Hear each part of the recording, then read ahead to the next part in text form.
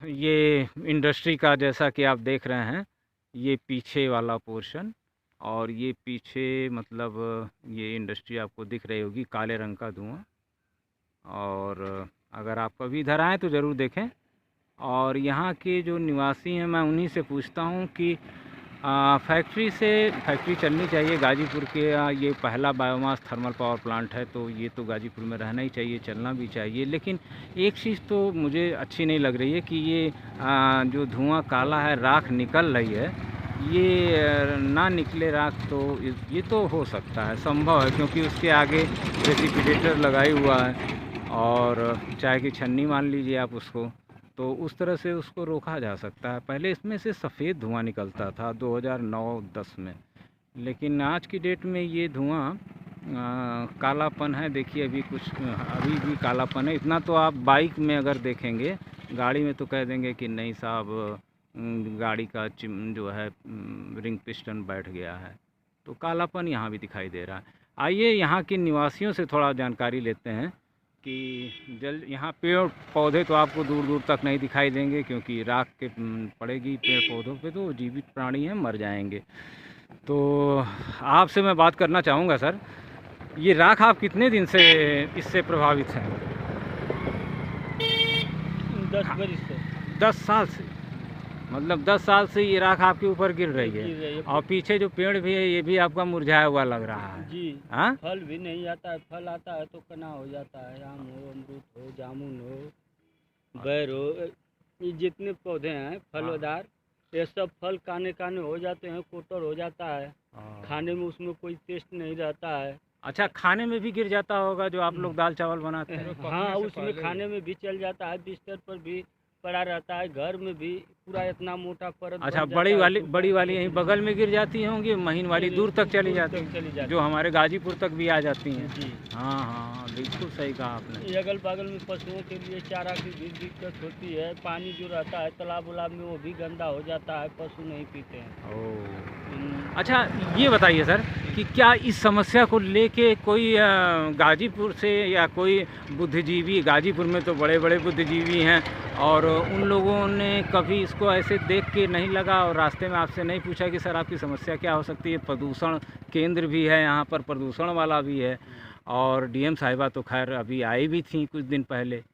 तो हम ये जानना चाहेंगे आपसे कि क्या कुछ लोग आए भी थे यहाँ पर इसके खिलाफ? और हाँ, इसके खिलाफ कुछ पहले आए थे, लेकिन वो लोग मतलब फिर उसी तरह अपना वापस चले गए? हाँ, 2-3 लोग आए। हाँ, केंद्रीय मंत्री मनोज सिन्हा भी एक बार आए थे, क्षेत्र के लोग। अच्छा। उनसे लेकर के समस्या को रखे, तो कहे कि इस बार चुनाव आ गया है, इस बार आप लोग हमको जिताइए, तब इसके बाद इससे हम लड़ेंगे। हाँ, सर अभी इसमें देखिए, अगर बीच में छन्नी तो आपको समझ में आ गई होगी, वो छन्नी लगी हुई है बीच में, तो अगर उससे राख छान के नीचे कर दी जाए तो बस इतना ही ना करना है? जी, इतना ही करना है, इतना ही करना। इससे ज़्यादा तो कुछ करना नहीं है? नहीं, कुछ नहीं। हाँ, और फिर चिमनी में से सफ़ेद धुआं निकलेगा, उससे आपको कोई दिक्कत है नहीं? दूषित नहीं होगा उससे कोई। शुगर मिल में देखते ही होंगे सफ़ेद धुआं निकलता है, क्यों भैया? जी जी। हाँ, क्या लगता है आपको?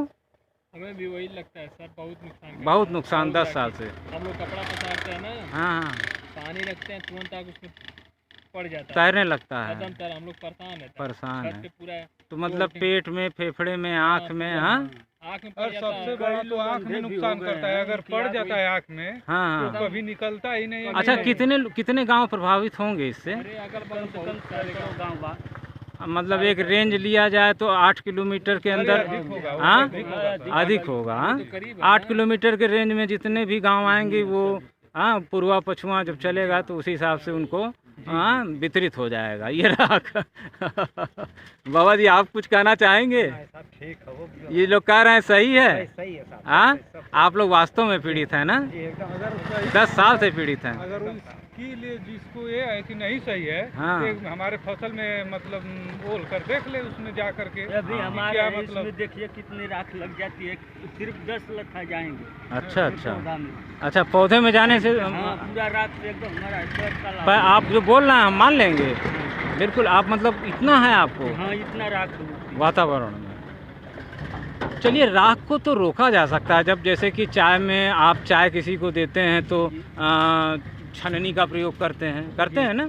तो आप छन्नी का प्रयोग करते हैं तब चाय पत्ती रोक लेता है। तो यहाँ भी तो सामने छन्नी दिखाई दे रही है। जी हाँ, जी। इससे रोका जा सकता है। हाँ तो लोग रोकते नहीं ना, छोड़ देते हैं, इसी तरह से उड़ता रहता है, बरहमास चलता है। हाँ, फेंकना ना पड़े। हाँ, फेंकना ना पड़े, हाँ, इस वजह से। यही। तो ये पिछले 7-8 साल से हो रहा है ऐसे ही? हाँ 8-10 साल से हो रहा है ऐसे ही। और इस पर कोई मतलब उचित कार्रवाई अभी तक नहीं हुई? कोई कार्रवाई हाँ, तो ये करीब हमको लग रहा है 150 गांव तो पीड़ित होंगे इससे। अधिक होंगे सर। अधिक होंगे ना? अगर इधर लिया जाए तो 10 किलोमीटर पूरब हाँ। लें, 10 किलोमीटर पश्चिम लें, हाँ तो हाँ। कितना गांव प्रभावित? नहीं नहीं, हमारे वीडियोस में है, हमारे घर के आंगन में ये देखा गया है और कई लोगों के छत पे भी है। सर अभी देखना चाहे जो तो अभी किसी के छत पर चढ़कर देख ले। हाँ, झाड़ू लगा के देखें तो थोड़ा सा। उजूरी मिलता है सुबह। हाँ, कुछ लोगों को चुटकी मिलती है, हम लोग को चुटकी। पसर हम लोग फेंकते हैं। बिल्कुल बिल्कुल। तो मैं ये इंजीनियरिंग कॉलेजों से भी अपने मित्रों से मैं कहूँगा और सरकार से भी कहूँगा और फैक्ट्री से भी कहूँगा, क्योंकि फैक्ट्री को बंद करना या पावर प्लांट को बंद करना हमारा कोई उद्देश्य नहीं है। राख को नीचे रख के उसको किसी अन्य उपयोग में यूज़ किया जाए तो ये ज़्यादा बढ़िया होगा। क्यों सर? जी। और हमारा कोई ऐसा उद्देश्य नहीं है कि हम किसी के खिलाफ़ हैं या पक्ष में हैं, लेकिन हाँ, हम राख के ज़रूर खिलाफ़ में हैं, क्योंकि ये राख हमारे ऊपर पड़ रही है। तो हमारे घर में पड़ेगी तो साहब हम तो खिलाफ़ में रहेंगे ही ना। हाँ, आप इसको रोकिए कम से कम अपने घर के अंदर। हाँ, और छन्नी आपके पास है भी। हाँ, दूर से दिखाई देती है, तो दूर से दिखाई देती है तो छन्नी से रोकें। तो हम किसी के खिलाफ़ नहीं हैं, ठीक है?